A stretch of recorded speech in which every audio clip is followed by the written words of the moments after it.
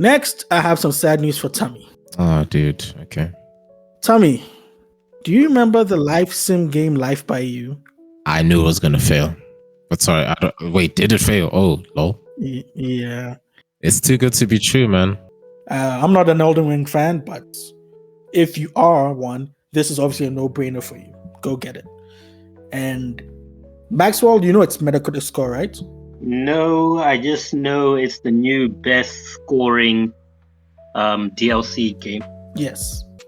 Oh, okay, because she got offered something on Kick. Yeah, quite the opposite. She got offered, but then she turned it down because of, she said, moral issue.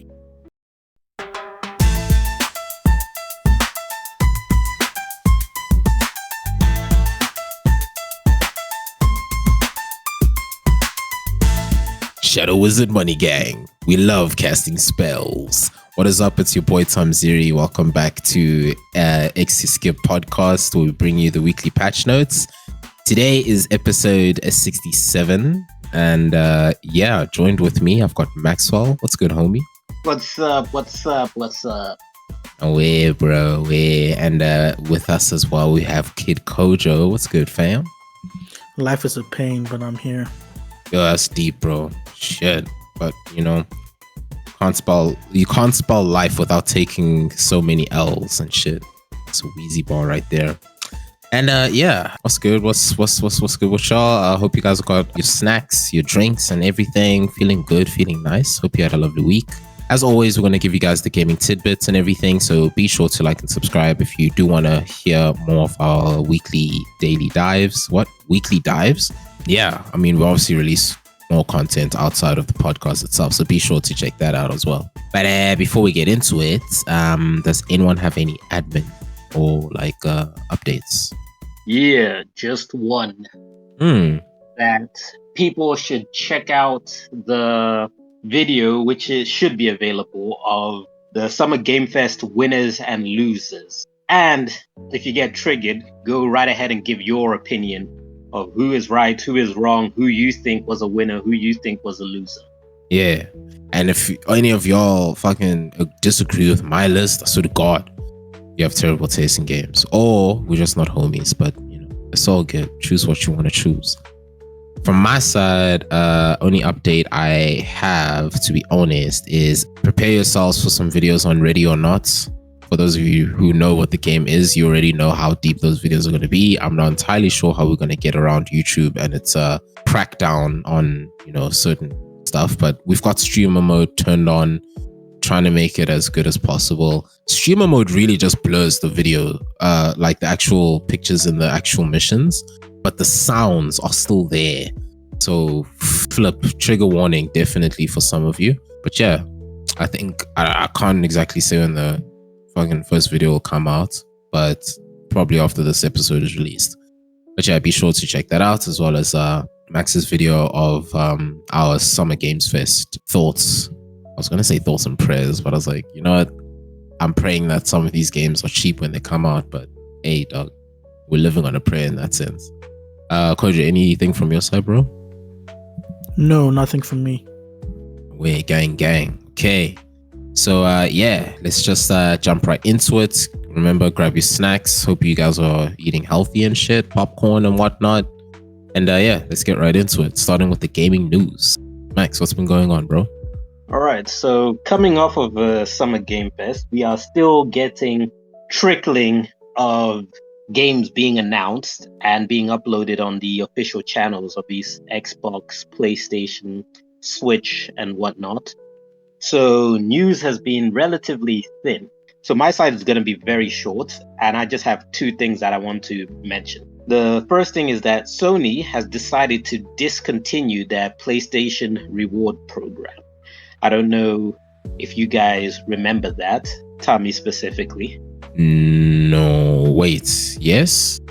Basically, it was that reward program of theirs where you can acquire PlayStation memorabilia, digital memorabilia of... Oh, I didn't care because I don't have a PlayStation. Yeah, I remember now.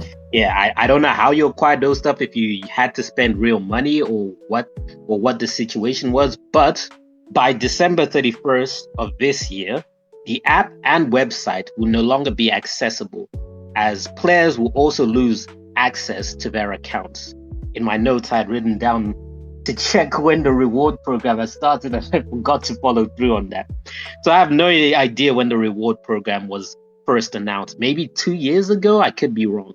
But the mere fact that it's already shutting down shows how stupid it was. When it was first announced, I thought it was stupid. And this is just showing that it definitely was stupid. Then moving on to another stupid Sony product, sticking with Sony, there is news circulating that the gaming company is whittling down on PSVR 2 support. Supposedly only 2 first-party studios currently developing games for the device. If this has any truth to it, I am personally not surprised because, again, I didn't think the PSVR 2 was a needed item, and when they did make it, it was stupid of them not to make it immediately available on PC. Because if it had made it available on PC, it literally would have been the cheapest VR device for people wanting to get into VR. But Sony doesn't know how to market their products, it seems. And yeah, that's pretty much it from my news. Anything you guys want to share?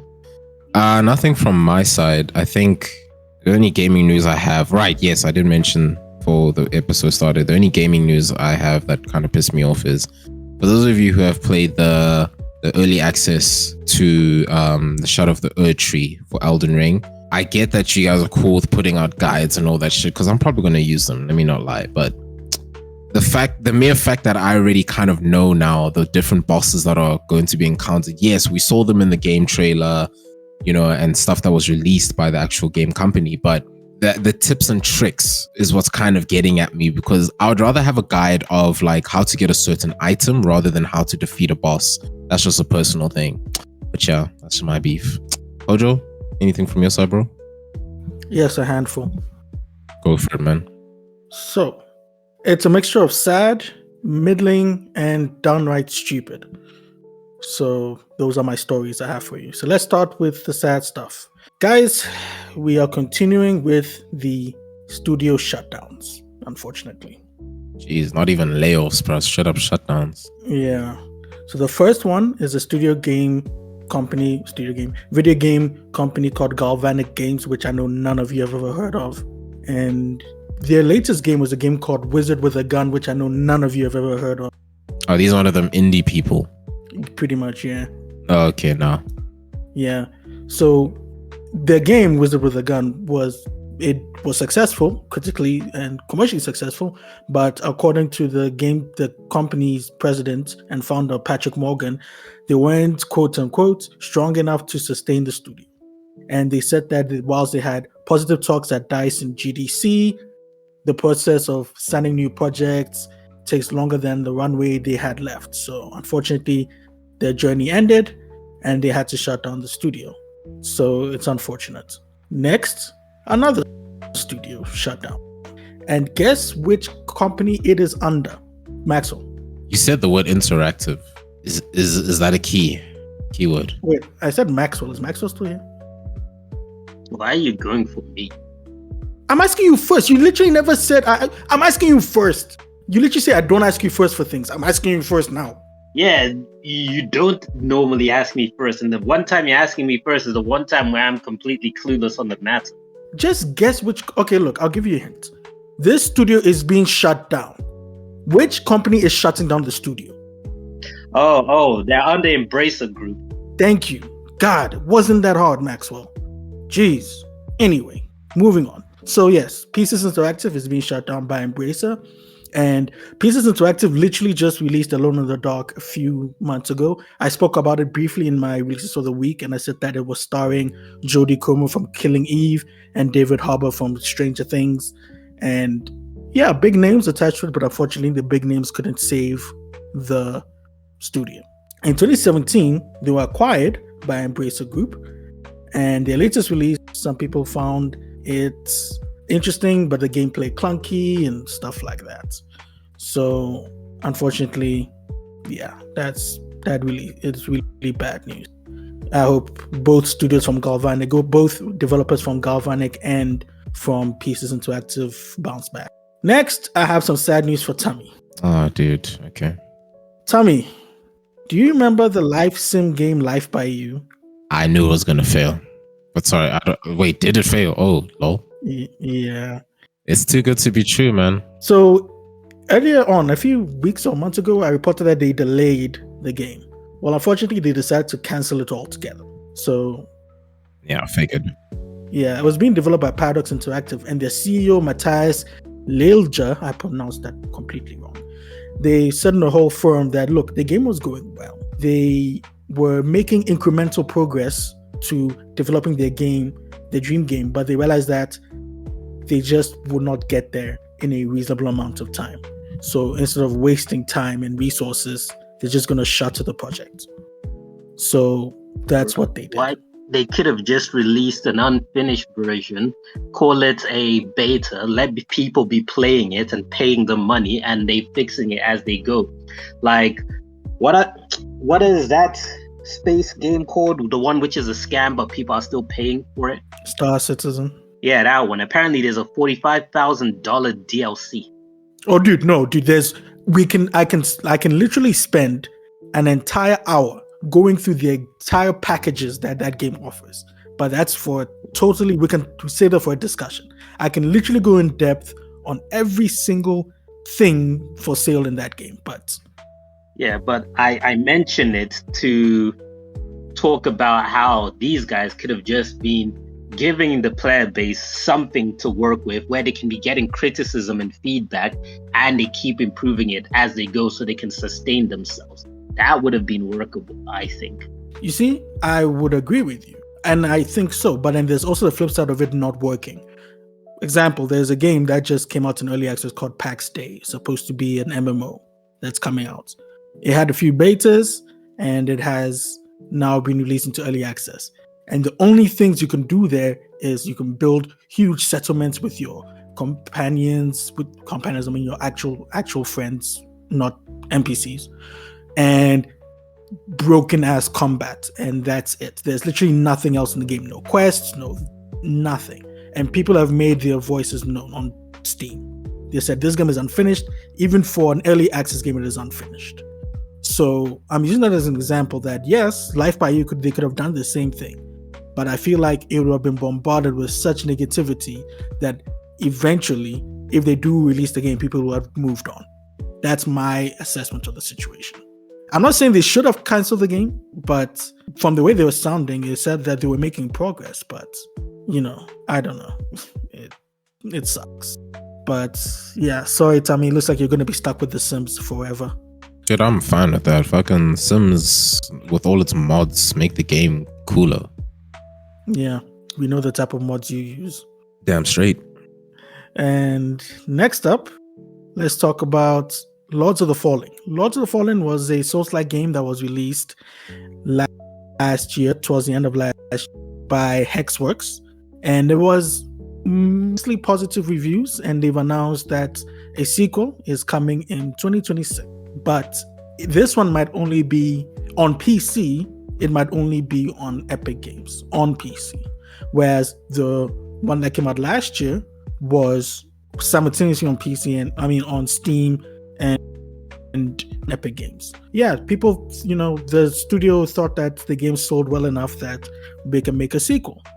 So I'm happy for them. And lastly, on stupid news, which, yeah, I don't know if you guys have ever crossed the whole controversy about a Polish developer. So there's a Polish developer studio called Spectrum Studio, sorry. And the CEO's name, I'm going to pronounce his name wrong, I apologize. Jacek Pierkowski. He was, he's the head of the studio, and he has this weird mandate. He tried to, in a viral LinkedIn post, he tried to approach a narrative designer and writer called Alexandra Wolna about a position at his studio. And she declined it because one of the requirements of the studio is that you have to have mandatory and reportedly naked sauna sessions with the studio's members. Oh, I heard this on Phil DeFranco. Yeah. So he went on a whole with this conversation between her and between Jacek and Walner. She said, and I quote, Jacek started a conversation with me under a post about looking for a job. I did my research on him and his studio and politely declined because of the sauna thing. I later posted about the situation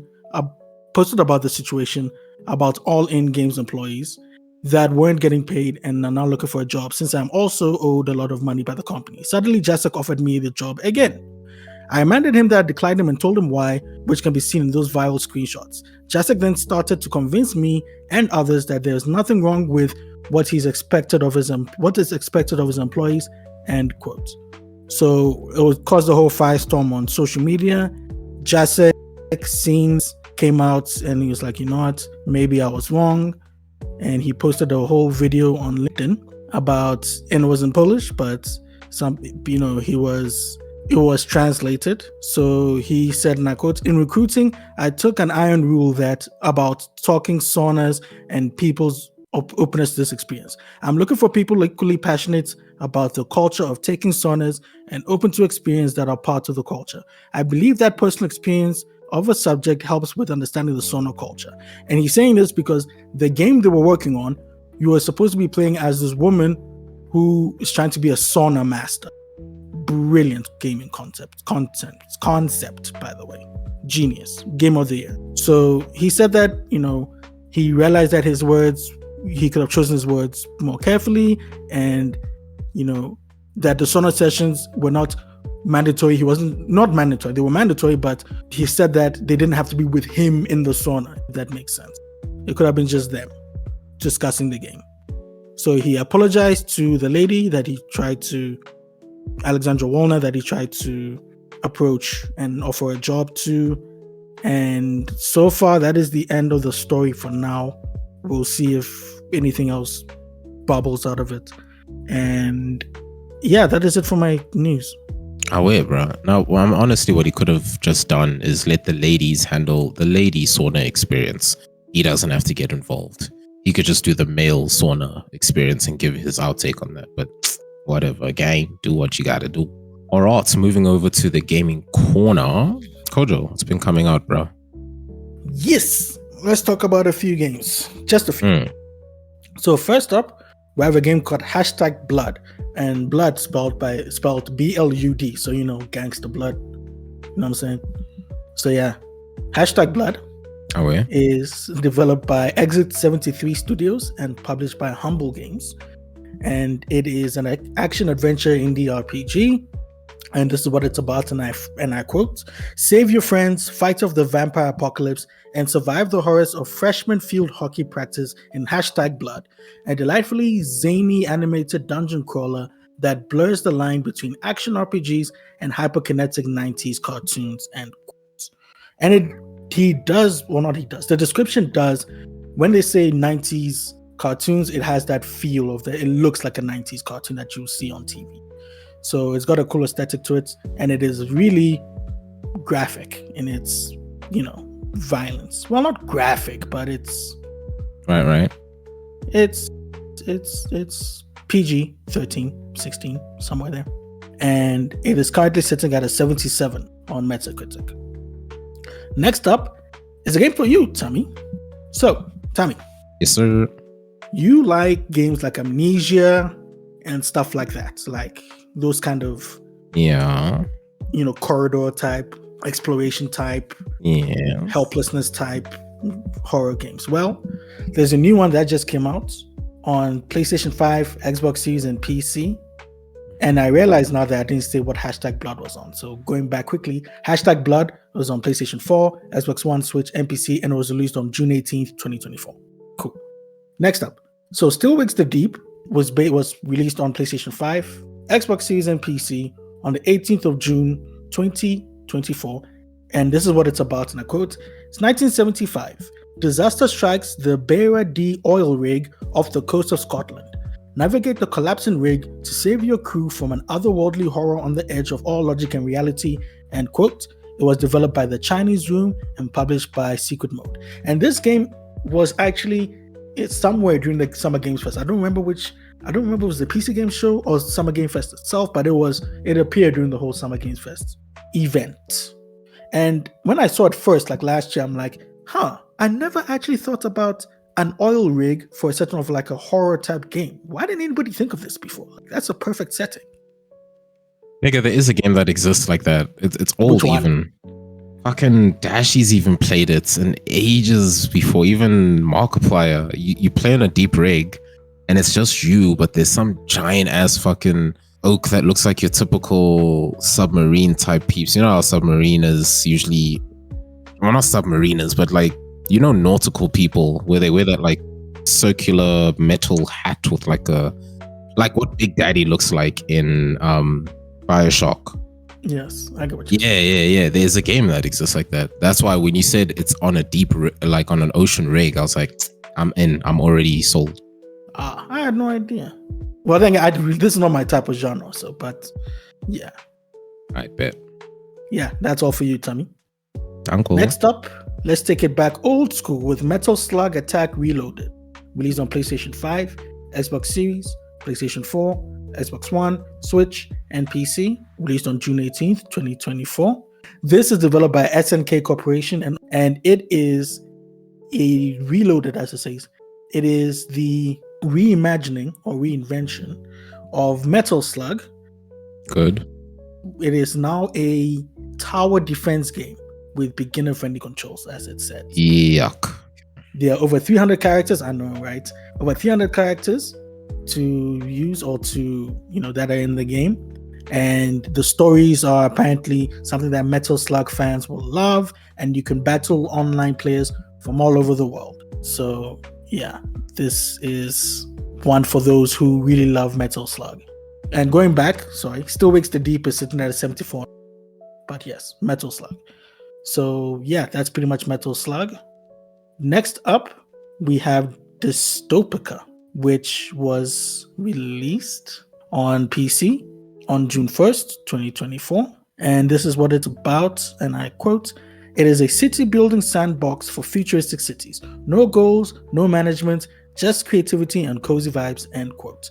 And it was developed by Voids Within and published by them and Unicat label. And this actually is right up my alley because it is a cyberpunk city builder. I'm not a fan of city builders, but this one caught my attention because, as I said, there's no goals and no management. So I don't have to macromanagement roads and the government and freaking what are in these types of games? So like the basically you have to monitor, city building games. Yeah, dude, fucking like SimCity and Pal World and all that shit. The minor things. Exactly. So this one is just building a city and just chill vibes. So I like that. And finally, the big one of the month and one of the big ones of the year is Tommy. Mm-hmm. What is it? Oh, Shadow of the Tree. It is Shadow of the Tree. Released on PlayStation 5, Xbox Series, PlayStation 4, Xbox One, and PC. Released on June 1st, 2024. And I don't need to say what this is, guys. I really don't.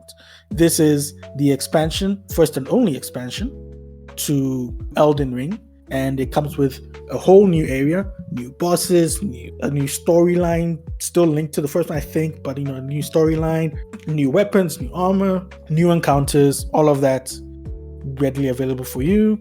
And I watched a few people play it on launch day, and it is pretty much, the size of it is pretty much a standalone game on its own. And the content, the depth of it's a lot. I'm not an Elden Ring fan, but if you are one, this is obviously a no-brainer for you. Go get it. And Maxwell, it's Metacritic score, right?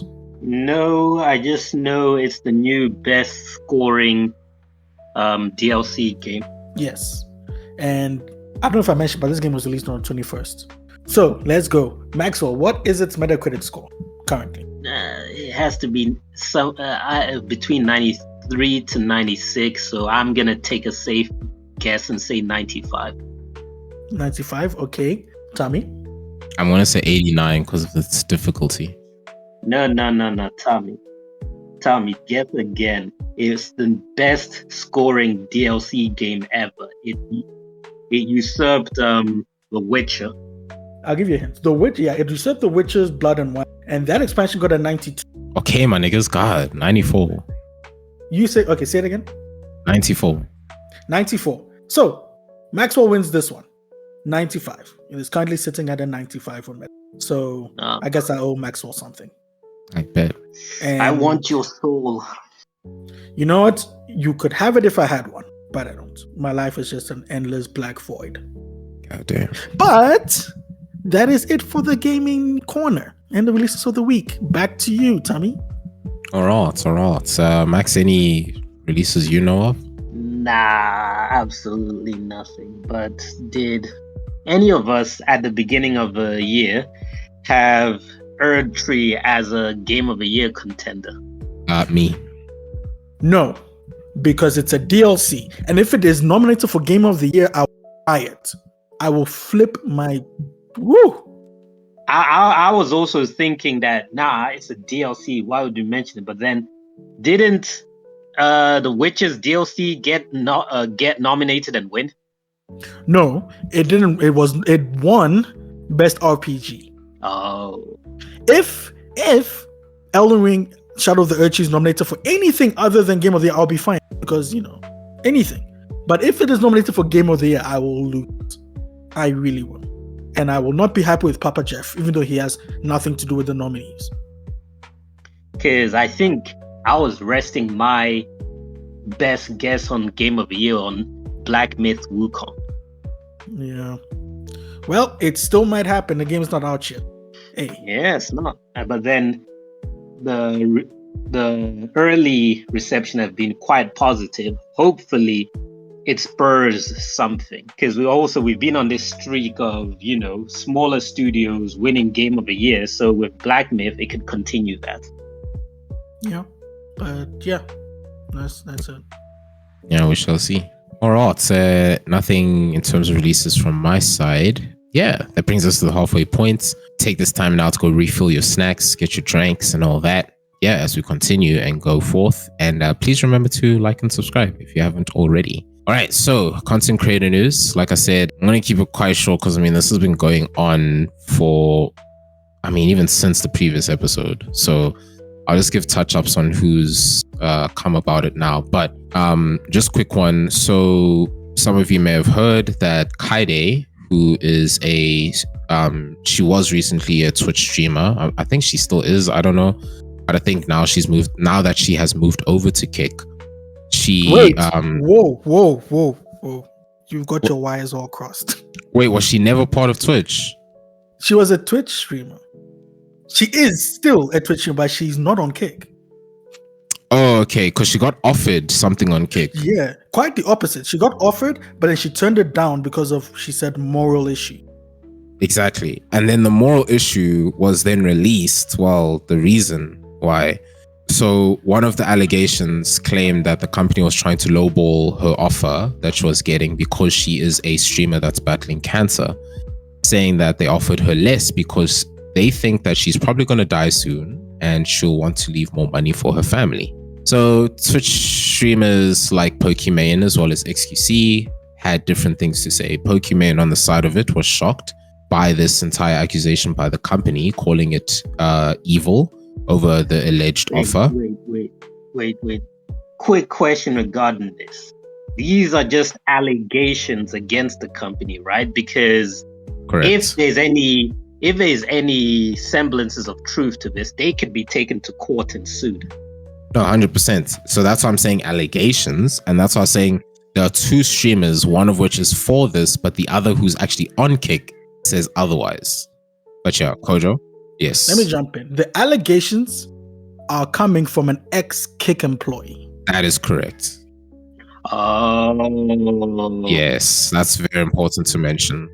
Yes, that is important, because I was about to say, so people like Pokimane are just getting in their feelings from their perception. But if you're saying there's supposed inside information, that makes a big difference. Yes. And Kojo, is this the same former Kick employee, the same one that mentioned about how Kick has like discrimination in terms of racial slurs and homophobia? I think it could be the same lady. Okay.